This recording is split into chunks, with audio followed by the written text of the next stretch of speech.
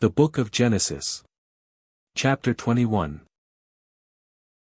Yahweh visited Sarah as he had said, and Yahweh did to Sarah as he had spoken. Sarah conceived, and bore Abraham a son in his old age, at the set time of which God had spoken to him.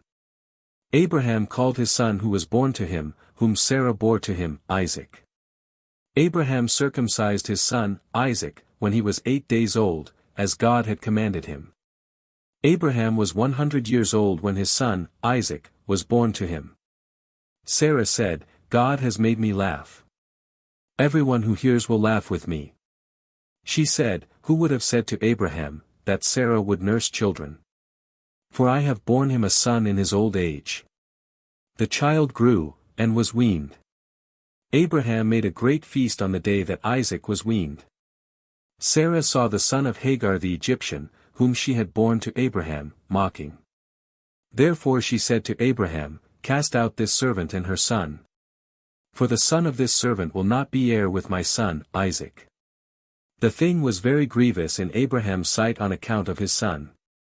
God said to Abraham, don't let it be grievous in your sight because of the boy, and because of your servant. In all that Sarah says to you, listen to her voice. For your offspring will be named through Isaac.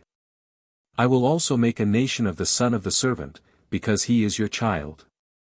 Abraham rose up early in the morning, and took bread and a bottle of water, and gave it to Hagar, putting it on her shoulder, and gave her the child, and sent her away. She departed, and wandered in the wilderness of Beersheba. The water in the bottle was spent, and she put the child under one of the shrubs. She went and sat down opposite him, a good way off, about a bow shot away. For she said, don't let me see the death of the child. She sat over against him, and lifted up her voice, and wept. God heard the voice of the boy. The angel of God called to Hagar out of the sky, and said to her, what ails you, Hagar? Don't be afraid. For God has heard the voice of the boy where he is. Get up, lift up the boy, and hold him in your hand. For I will make him a great nation. God opened her eyes, and she saw a well of water. She went, filled the bottle with water, and gave the boy drink. God was with the boy, and he grew. He lived in the wilderness, and became, as he grew up, an archer. He lived in the wilderness of Paran. His mother took a wife for him out of the land of Egypt. At that time, Abimelech and Phicol the captain of his army spoke to Abraham, saying, God is with you in all that you do. Now, therefore, swear to me here by God that you will not deal falsely with me, nor with my son, nor with my son's son.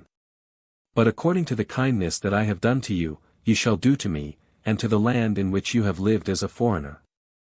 Abraham said, I will swear. Abraham complained to Abimelech because of a water well, which Abimelech's servants had violently taken away. Abimelech said, I don't know who has done this thing. You didn't tell me, and I didn't hear of it until today. Abraham took sheep and cattle, and gave them to Abimelech. Those two made a covenant. Abraham set 7 ewe lambs of the flock by themselves. Abimelech said to Abraham, what do these 7 ewe lambs which you have set by themselves mean? He said, you shall take these 7 ewe lambs from my hand, that it may be a witness to me, that I have dug this well. Therefore he called that place Beersheba, because they both swore an oath there. So they made a covenant at Beersheba. Abimelech rose up with Phicol, the captain of his army, and they returned into the land of the Philistines. Abraham planted a tamarisk tree in Beersheba, and called there on the name of Yahweh, the everlasting God. Abraham lived as a foreigner in the land of the Philistines many days.